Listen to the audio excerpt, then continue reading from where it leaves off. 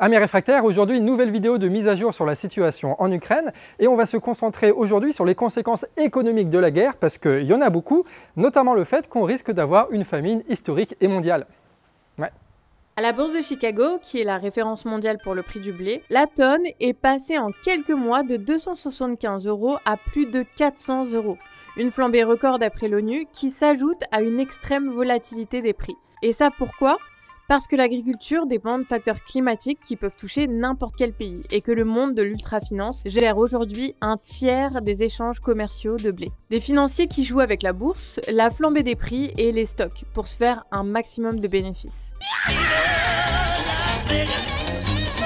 Genre les mecs ils sont malins parce que quand le blé est pas cher, ils en achètent beaucoup pour faire des stocks et quand il y a une famine parce qu'il y a une sécheresse ou une guerre, ils gardent bien leurs stocks, ils vendent après à d'autres spéculateurs des titres de propriété de ces stocks là pour que les spéculateurs eux puissent le revendre à d'autres spéculateurs pour pouvoir après le revendre à d'autres spéculateurs. Ce qui fait qu'au moment précis où on a le plus besoin de blé, le prix du blé il flambe et du coup tu as énormément de pays qui n'ont plus accès à ce blé là parce que ça coûte beaucoup trop cher. Pourquoi ? Parce que tu as des millionnaires de traders de merde qui sont fait du fric là-dessus. Enfin des millionnaires de traders, plutôt des fonds de pension. Alors qu'il suffirait, je sais pas, je propose, de mettre la bouffe dans un bateau, de mener le bateau dans un pays où il y a des famines et du coup de distribuer de la nourriture aux gens. Enfin, ça paraît simple, mais je pense que ça marchera mieux que le capitalisme. Déjà en août 2021, l'indice des prix des produits alimentaires calculé par l'ONU avait dépassé le niveau atteint au premier semestre 2008, qui avait déjà provoqué des émeutes de la faim en Asie, en Afrique et en Amérique latine. Ce fut une révolte, celle des ventres vides. Un cri de colère mondiale, celui des crève-la-faim. Contre la flambée des cours des prix alimentaires, un ras-le-bol qui va vite virer à l'émeute dans une vingtaine de pays. Mais vu que le blé, il est indispensable, qu'importe son prix, il y aura toujours des acheteurs, ce qui en fait un parfait produit financier. Après évidemment, avant la guerre, c'était déjà la merde parce qu'il y avait déjà des crises économiques et puis il y a eu la crise sanitaire qui a rajouté un truc dessus. Mais là, la guerre, c'est un autre facteur qui se rajoute à tout ça et qui amplifie tout ce merdier. La Russie et l'Ukraine représentent à elles seules un tiers des exportations de blé au monde. Sauf que l'Ukraine, elle n'a plus vraiment accès à la mer Noire pour exporter sa production. Et en ce moment, il y a 6 millions de tonnes de blé qui sont en train de pourrir dans des ports. Et évidemment, cette perte sèche de blé, ça fait mécaniquement monter les prix. Mais il n'y a pas que le blé, le tournesol aussi manque, créant des pénuries d'huile et obligeant les industriels qui utilisent massivement cette huile à payer bien plus cher cette huile ou à revoir tout leur processus de fabrication, provoquant là aussi l'augmentation des prix de toute la nourriture issue de l'industrie. Et même si la Russie décidait du jour au lendemain de laisser l'Ukraine exporter son blé pour, je ne sais pas, par hasard nourrir des millions de personnes, les prix vont quand même exploser parce que tu vas avoir les assurances qui vont demander, elles, plus de pognon parce qu'évidemment, tu as des risques que les bateaux se font couler. Et les assurances, c'est déjà, pour vous dire, 10% du prix total du blé. Du coup, si les assurances augmentent, tu as tout qui augmente. Et là, tu commences à comprendre tout le mécanisme vicieux dans lequel on est. Autre facteur, la guerre sur le territoire ukrainien l'empêche d'exploiter 30% de ses terres arables, que ce soit à cause du danger, de la destruction ou de la pollution. Et résultat, il y a du blé qui n'a pas pu être semé sur une bonne partie des terres ukrainiennes. Et vu que la Russie a bloqué ses exportations de pétrole à l'Ukraine, l'utilisation des tracteurs est très limitée, voire impossible, comme le traitement du blé et encore plus son exportation. Et donc c'est toute la chaîne de production qui est cassée. Et ça dans un pays qui vend en temps normal 75% du blé qu'il produit. Et surtout, l'Ukraine, c'est pas un producteur comme les autres. C'est ce qu'on appelle un swing producer. Un truc comme ça, avec un accent anglais, il faut l'imaginer. Et du coup, son rôle à lui, ça va être de combler les trous qu'il y a dans le marché parce qu'il y a une sécheresse ou parce que tu as des pays en voie de développement qui ont besoin de blé, mais qui n'ont pas d'accord avec d'autres pays producteurs. Et ça, c'est très important. Genre, par exemple, s'il y a une merde en Algérie, c'est le blé ukrainien qui va remplacer. L'Ukraine a cette particularité d'avoir des terres ultra fertiles, la terre noire ukrainienne est très réputée, et surtout d'avoir encore des terres qu'elle peut exploiter. Et ça, contrairement par exemple à la France où c'est le maximum. Sauf que, évidemment, avec la guerre, tu as la quasi-majorité des terres qui ne sont plus du tout accessibles, et du coup, ce rôle-là de swing producer n'existe plus. Donc tous les pays en voie de développement qui ont besoin de blé ou ceux qui vont subir des sécheresses, et je le rappelle, on est dans un plein changement climatique, donc ça va se répéter, et ces pays-là, ils n'ont plus de solution. D'où le fait que la guerre en Ukraine, c'était vraiment pas une bonne idée. On s'engage, t'as vu? Ouais, c'était pas une bonne idée. On est plutôt contre La Russie, qui est le premier pays producteur net de blé au monde, a ralenti son exportation vers l'Europe suite aux sanctions, mais aussi, plus étonnamment, vers ses alliés d'Asie centrale. Et pourquoi elle fait ça, la Russie? Tout simplement parce qu'elle, elle veut constituer un stock stratégique, parce que le blé, ça va devenir une espèce de monnaie diplomatique à l'avenir, et du coup, ils font un stock, tu vois. Mais ça leur permet aussi, diplomatiquement, de dire à leurs alliés, les cocos, vous êtes mignons, mais à tout moment, on peut réduire la quantité de blé qu'on vous envoie, et vu que vous êtes dépendant de ça, vous avez intérêt à être gentil avec nous. Il y a un adage qui dit, qui est assez rigolo, qui colle bien à la situation, que c'est super dangereux d'être l'ennemi d'un État impérialiste, mais ça l'est encore plus d'être son allié. La Russie ralentit ses exportations, et pareil pour l'Ukraine, alors que 18 pays en sont dépendants, à plus de 50%, et que 4 d'entre eux importent 100% de leur blé. L'Érythrée, la Mauritanie, la Somalie et la Tanzanie. Pareil pour l'Afrique subsaharienne qui dépend de 30% de ce blé. C'est donc un problème majeur. Donc si on résume cette partie, on est face à un phénomène qui a 3 étapes différentes qui se mordent la queue. Le premier, c'est un problème agricole et géopolitique qui fait qu'il y a une baisse de la production. Et notamment sur un des pays les plus centrales dans la production de blé, dans l'exportation surtout. Ce qui fait que par-dessus ça, tu as un phénomène de spéculation, de gros fonds de pension qui ne servent à rien à part créer des famines partout, qui font augmenter les prix. Et du coup, conséquence, l'ensemble des pays producteurs commencent à constituer des stocks. Ce qui fait que une étape puis l'autre, à chaque fois, la part des exportations de blé dans le monde diminue, ce qui augmente le prix, ce qui, une boucle infernale que tu connais bien. Et résultat de ça, tu as énormément de pays qui vont entrer dans la malnutrition et la famine. Et quand je dis énormément de pays, c'est énormément de pays. Le 14 mars dernier, le secrétaire de l'ONU mettait en garde les pays d'un ouragan de famine et d'un effondrement du système alimentaire mondial qui risque de faire basculer jusqu'à 1,7 milliard de personnes, plus d'un cinquième de l'humanité, dans la pauvreté, le dénuement et la faim. 1,7 milliard de personnes. Quand je disais beaucoup, c'était vraiment beaucoup. Selon les pays, tu vas avoir des scénarios qui vont être très différents, ça va dépendre de leur puissance. On va prendre le premier scénario avec la France, qui est un pays riche et qui est en plus producteur de blé. Qu'est-ce qui va se passer pour nous? En gros, le prix du blé il va augmenter et du coup, le prix de toute la bouffe en général, ça va augmenter. Ça va créer ce qu'on appelle une inflation des prix des produits alimentaires. Et du coup, concrètement, les plus pauvres d'entre nous, ils vont morfler. C'est-à-dire nous. C'est ce que montre Nantes Révoltée. L'inflation, elle est là et elle concerne pas les bijoux, mais les pâtes, les huiles et l'essence. Et tout ça sans que les salaires suivent. Et donc là, concrètement, ça veut dire quoi? Ça veut dire que les plus riches vont devoir sacrifier peut-être, au pire, un restaurant durant le mois, tu vois. Quel sacrifice. Et les plus pauvres, eux, ils vont devoir choisir entre remplir leur bagnole, enfin remplir le réservoir de leur bagnole, ou remplir leur caddie, voilà. Quant à ceux qui devaient déjà faire le choix avant la guerre, eux, ils vont devoir, je pense, arrêter le gluten. Pas le choix. Et arrêter les huiles aussi. Et arrêter de prendre la bagnole. Donc arrêter d'avoir un travail, souscrire au RSA et être forcé par Emmanuel Macron qui va gagner aux législatives de bosser pour un patron voyou sans être payé, quoi. Attends, les législatives, c'est pas terminé, non? Deuxième scénario, vu que les plus grandes puissances vont acheter le blé dans le marché traditionnel, même s'il est beaucoup plus cher, les puissances moyennes, eux, elles vont pas pouvoir faire ça, parce que tout le blé va être acheté. Du coup, ils vont être obligés de trouver d'autres solutions. C'est l'exemple de l'Inde qui a brutalement libéralisé son agriculture.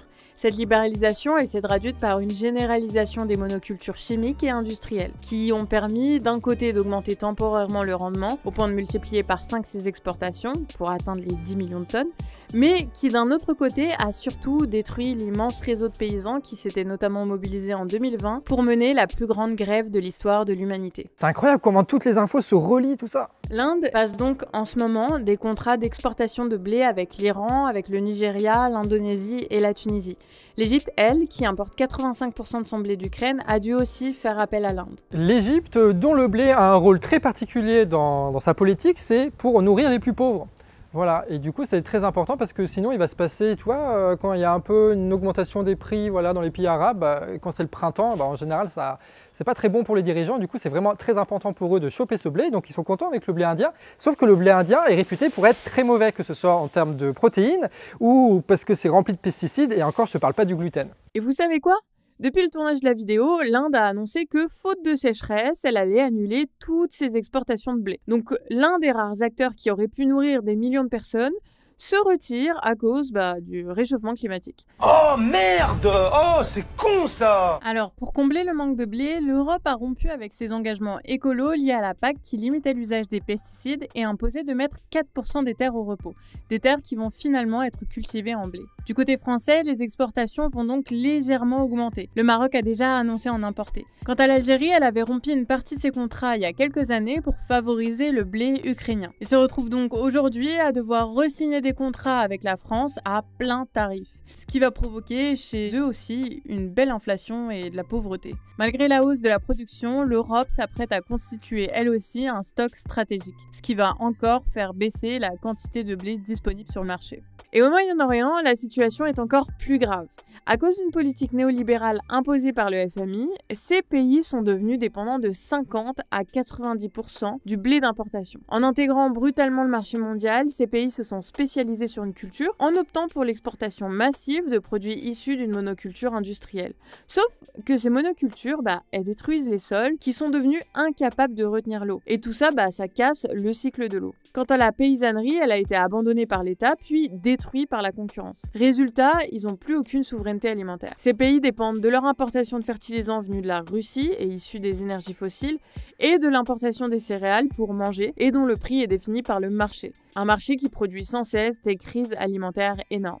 Enfin bref, l'explosion des prix dans des pays déjà très instables va là aussi produire de nombreux drames. Mais vu que rien ne pourra remplacer le rôle de l'Ukraine et de la Russie dans l'exportation du blé dans le marché mondial, tu vas avoir des puissances moyennes qui vont certes galérer mais qui ne vont pas trouver de solution. D'autant plus que le prix du blé va aller en augmentant. Donc tu as des pays qui vont se retrouver sans rien.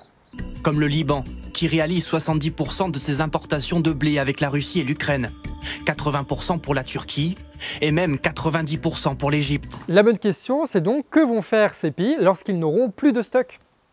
Et ça, c'est le troisième scénario. Et ils n'arrivent plus à choper du blé et du coup, c'est la grosse merde, ça crée beaucoup de famine. Et on pense notamment à des pays comme le Yémen qui subissent déjà la pire situation humanitaire contemporaine et qui vont se rajouter sur leur tête l'augmentation du blé, le fait qu'ils ne puissent pas avoir accès à ce truc-là.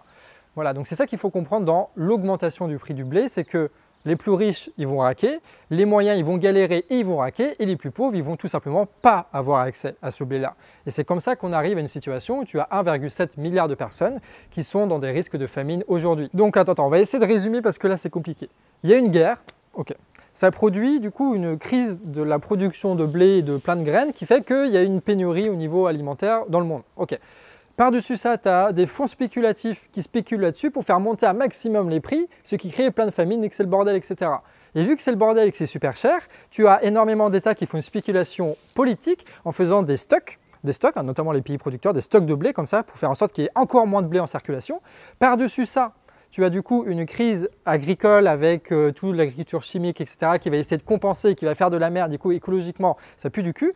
Et par-dessus ça, en plus de tout ça, tu as l'impérialisme qui arrive pour essayer de faire monter le prix du blé à maximum, pour faire du chantage entre les États et gagner un maximum de pognon. C'est ça? Bref, on parle, mais il va falloir conclure cette histoire. Déjà, le dire et le répéter, il n'y a pas de problème de production alimentaire. Même avec la guerre, on produit assez. Ce qu'on subit, c'est l'incapacité du capitalisme mondial à répartir convenablement cette nourriture. Ce qu'on subit, c'est les putains de fonds financiers qui ne produisent rien, mais dont le seul but est d'augmenter leurs bénéfices, et tout ça, même si ça produit des famines. Surtout qu'il y a des solutions, enfin moi je propose des solutions en tout cas pour régler le problème, ce petit problème qui va faire que 1/5 de l'humanité va être en famine. Ce que je propose, c'est qu'on aille tous dans nos capitales, et oui, nos capitales parce qu'on est international, tu vois le canard, on va tous dans nos capitales et on brûle tous les fonds de pension, tu vois.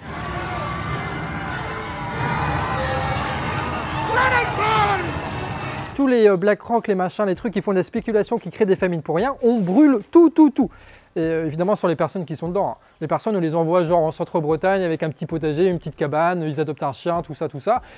Quand même, ils ont le droit d'être heureux. Mais par contre, leur ordinateur, leur tour et leur costard, on brûle tout. Et comme ça, on reprend la main sur le marché du blé et on arrive à distribuer de la nourriture pour tout le monde. Et puis voilà quoi. C'est ça le socialisme, hein. On crame des trucs et on sauve des gens. Lutter contre la spéculation, c'est donc détruire le marché pour que le prix du blé soit décidé politiquement, en fonction de son coût de production réel, mais aussi du besoin des populations.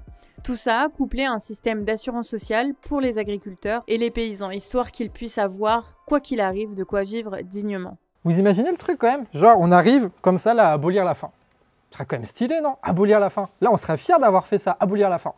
Après, évidemment, la France, elle ne peut pas tout faire toute seule, hein, mais elle peut montrer la voie. Tu sais, c'est un grand territoire agricole, etc. On peut organiser les choses, mener un truc un peu stylé, quoi. Non-alignement. Après, évidemment, le Parlement, machin, tout ça... D'ailleurs, je sais pas si tu es au courant, mais très bientôt, il y a les législatives, il faut absolument voter pour. Mais il n'y a pas que ça. La Confédération paysanne, elle critique aussi l'élevage intensif, qui pour produire de la viande de pas bonne qualité en plus, monopolise l'immense partie des terres arables et des céréales. Une production de céréales qui est basée sur les engrais chimiques, eux-mêmes étant un produit dérivé du gaz. Donc des aléas géopolitiques qui n'arrêtent pas de se multiplier. Tout ça nourrissant là encore l'inflation des denrées alimentaires. Et tout ça pourquoi? Pour manger des cadavres entre 2 tranches de gluten, alors qu'ils pourraient manger des patates, bon Dieu. Eh oh, calmos le vegan là. Vous savez qu'à Guingamp, ils font du pain au sarrasin sans gluten et local. Et l'autre événement majeur, il est encore à venir, parce que la famine, elle va provoquer de nombreuses émeutes et des mobilisations partout dans le monde. On a parlé de 2008, mais on peut parler de 2011 et du printemps arabe, qui a été permis grâce à des révélations de Wikileaks, oui mais surtout qui a été poussé par une augmentation des prix de la bouffe après une succession de sécheresses dans le monde. Bref, les conséquences de la guerre impérialiste entre le bloc états-unien et le bloc russo-chinois ne font que commencer, et ça va produire beaucoup de merde, mais ça va permettre aussi à certaines populations de pouvoir renverser les dirigeants qui ont été incapables de les protéger de la spéculation et des impérialismes. Quoi qu'il arrive, l'histoire qui arrive va être très forte, ça va être une période très intense, beaucoup de choses vont changer. Est-ce que ça va être bien? Est-ce que ça va être mal? Ça va dépendre de ce qu'on va en faire. D'où l'importance, on le répétera toujours, de comprendre d'où viennent les guerres et les famines, pour savoir s'en prémunir, pour savoir comment les freiner et comment les anticiper pour les empêcher. Et pour ça, faut de l'analyse, des analyses qui sont pourtant actuellement absentes de la télé, présentes en miettes dans les journaux et qu'on tente ici de recomposer avec nos petits moyens. Donc si ça te plaît ce genre de contenu, si tu trouves ça utile, sache qu'on est en période de financement participatif en ce moment pour pérenniser notre média libre, sans subvention ni publicité. Et si on a assez de sous, on pourra donner du travail à Debbie qui réalise les fiches internationales dont celle-là, ce qui veut dire plus de vidéos, de meilleure qualité, et vu ce qui arrive, ça serait pas une mauvaise idée. Alors n'hésite pas à participer si tu peux, bien sûr, même à hauteur de 1 €, ça nous aide vraiment et ça nous donne la motivation de continuer à vous informer du mieux qu'on peut. Voilà, bisous! Force à vous, des bisous, et à la prochaine.